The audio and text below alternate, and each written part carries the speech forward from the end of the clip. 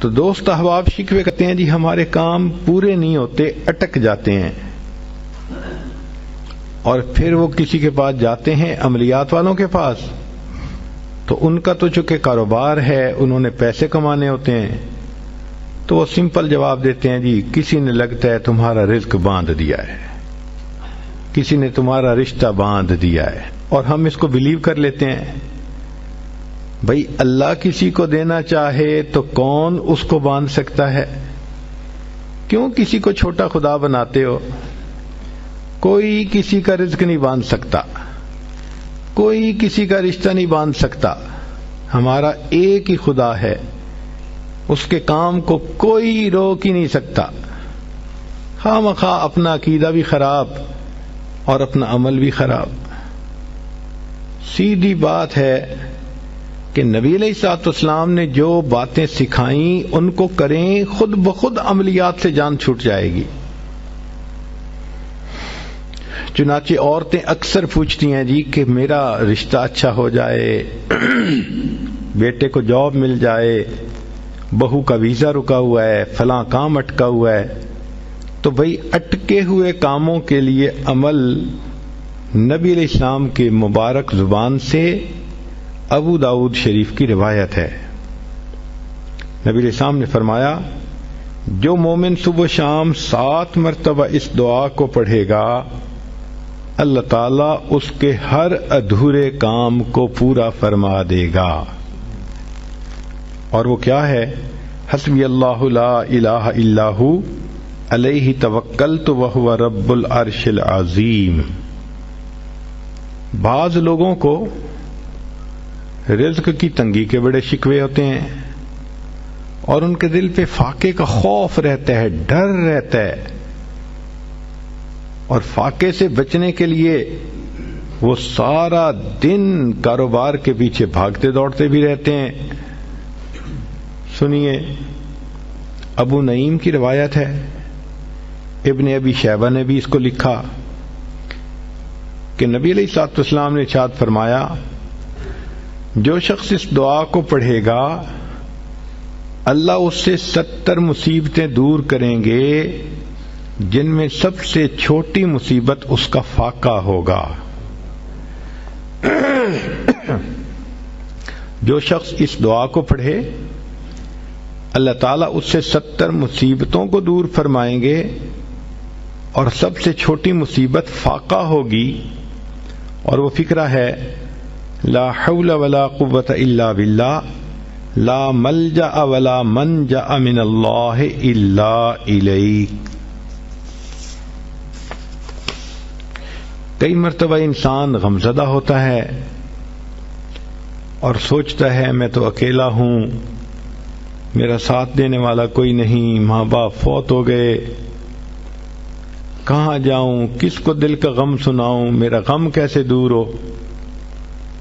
نبی علیہ الصلوۃ والسلام نے فرمایا، کنز المال کی روایت ہے کہ قرآن مجید کی ایک آیت کو 3 مرتبہ یقین کے ساتھ پڑھ لیں، اللہ تعالیٰ غمزدہ دل کو تسلی فرما دیتے ہیں۔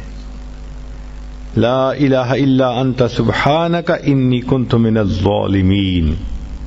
کتنی مختصر سی آیت ہے اور اکثر بچیوں کو یاد بھی ہوتی ہے۔ اس آیت کو 3 مرتبہ پڑھنے پر اللہ تعالیٰ انسان کی سیڈنس ختم کر دیتے ہیں، غم ختم کر دیتے ہیں، دل کو خوشی عطا فرما دیتے ہیں۔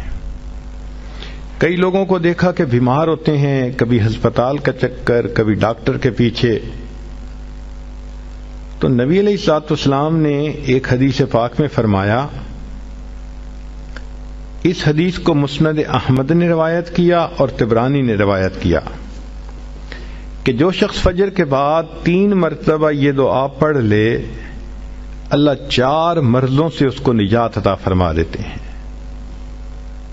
امید ہے کہ مستورات توجہ سے یہ بات سنیں گی اور اس کی اہمیت کو ذرا سمجھیں گی کہ جو شخص فجر کے بعد 3 مرتبہ یہ آیت پڑھ لے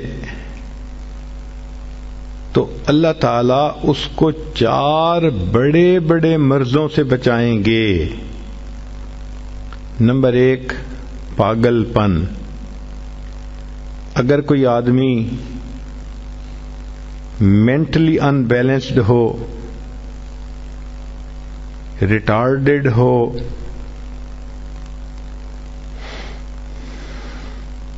یا جس بندے کو چیزیں بھول جاتی ہوں یا چیزیں یاد نہ رہتی ہوں، ذہن سے متعلقہ جو بیماریاں ہیں وہ اسی پاگل پن کے زمرے میں آئیں گی. یا کسی کو مرگی کی بیماری ہوتی ہے، وہ بھی اسی زمرے میں آئے گی. تو پہلی بیماری جو اللہ تعالیٰ دور کرتے ہیں وہ ہے پاگل پن، اور دوسری بیماری کوڑ پن. کوڑ پن کہتے ہیں چہرہ بدصورت ہو جانا. یہ بھی ہو سکتا ہے کہ برس کی بیماری ہو جائے، جیسے بعض عورتوں کو جلد بالکل سفید ہو جاتی ہے اور عجیب بدنما چہرہ ہو جاتا ہے، یا کئی مرتبہ جسم پہ تل اتنے نکل آتے ہیں، دانے اتنے نکل آتے ہیں کہ چہرہ بدنما ہو جاتا ہے، یا چہرے پر داغ پڑ جاتے ہیں کالے رنگ کے. تو چہرے پہ داغ پڑیں، چہرے پہ دانے بنیں، یا چہرے پہ برس کے نشان پڑیں، کوئی بھی چیز ہوگی وہ اسی کوڑ پن کے زمرے میں شامل ہوگی جس سے کہ چہرہ انسان کا بدصورت ہوتا ہو. یہ بیماری بھی اللہ دور فرما دیں گے. اب جن بیچاریوں کو بیوٹی پارلر پہ جانے کا شوق رہتا ہے اور اپنے فیس پہ پتہ نہیں کیا کیا پروسیس وہ کرواتی ہیں، تو ان کو تو چاہیے کہ وہ اس آیت کو یا اس فکرے کو بار بار پڑھیں تاکہ اللہ تعالیٰ ان کے چہروں کی خوبصورتی دیر تک سلامت رکھیں. اور تیسری چیز ہے اندھا پن. اندھے پن سے مراد یہ کہ آنکھوں کی بینائی ہی چلی گئی، یا آنکھوں میں موتیا بند آ گیا، یا آنکھوں پہ اینک لگانی پڑ گئی. یہ سب ایک ہی بیماری کی تفصیلات ہیں. تو جن کی نظر کمزور وہ بھی پڑھ سکتی ہیں، یا جن کو لینز لگانے پڑتے ہیں، کنٹیکٹ لینز صحیح یا کوئی اور، اس مصیبت سے بھی جان چھوٹ گئی. اور جن کی بینائی چلی گئی اللہ ان کے لیے بھی آسانیاں فرما دیتے ہیں. تو پاگل پن کی بیماری ختم، کوڑ پن کی بیماری ختم، اندھے پن کی بیماری ختم، اور چوتھا فرمایا فالج کی بیماری ختم. فالج ایک تو ہوتا ہے کہ انسان کا ہاتھ یا پاؤں کام ہی نہ کریں، اور ایک یہ بھی ہوتا ہے کہ اتنی ویکنیس کہ عورت کہتی ہے مجھ سے تو کھڑا ہی نہیں ہوا جاتا، میرے پاؤں سن ہو جاتے ہیں، میرے ہاتھ سن ہو جاتے ہیں. یہ ساری چیزیں کمزوری اور فالج کی ابتدائی سٹیجز ہیں. تو یہ سب چیزیں ٹھیک ہو جاتی ہیں. اب بتائیں کہ اتنی بڑی بڑی بیماریوں سے جس بندے کو بچنے کی خوشخبری مل رہی ہو تو وہ تو پھر اس عمل کو کیے بغیر رہ ہی نہیں سکتا. اور یہ عمل دیکھو چھوٹا کتنا ہے. وہ جو فکرہ فرمایا حدیث میں وہ ہے سبحان اللہ العظیم وبحمدہ ولا حول ولا قوت الا باللہ. اتنا سا فکرہ پڑھنے پر اللہ چہرہ بھی پر نور بنا دیتے ہیں، میموری بھی تیز کر دیتے ہیں، اللہ تعالیٰ بینائی بھی تیز کر دیتے ہیں، اور اللہ تعالیٰ جسم میں طاقت بھی بھر دیتے ہیں. یہاں تک تو نیکیاں کمانا، گناہوں کو بخشوانا، فرشتوں کی دعائیں لینا، غمزدہ دل کو تسلی ملنا، اور بیماریوں سے محفوظ ہونا، اس طرح کے عمل بتائے تھے.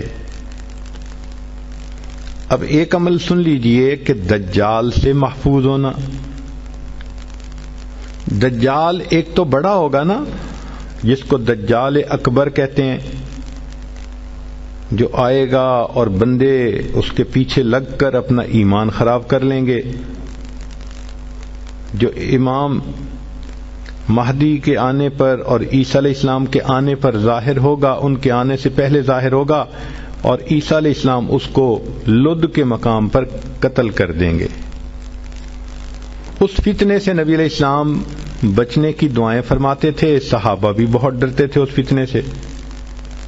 تو انسان کا دل چاہتا ہے کہ دجال سے محفوظ ہوں.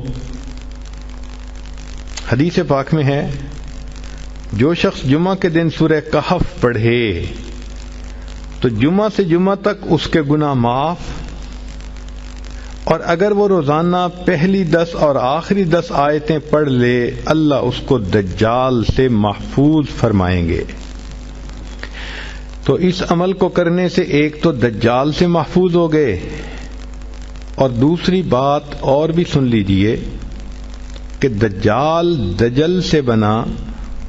دجل کا مطلب ہوتا ہے فریب دینا، دھوکہ دینا، اور بچیوں عورتوں کو انسان کی شکل میں بھی کئی دفعہ دجال مل جاتے ہیں. وہ ان کی عزتیں لوٹتے ہیں، بہانے بنا بنا کے دھوکے دیتے ہیں، ان کو بیٹرے کرتے ہیں. تو اس عمل کے کرنے سے عورت بچی ایسے دجالوں سے بھی محفوظ رہے گی. لا الہ الا اللہ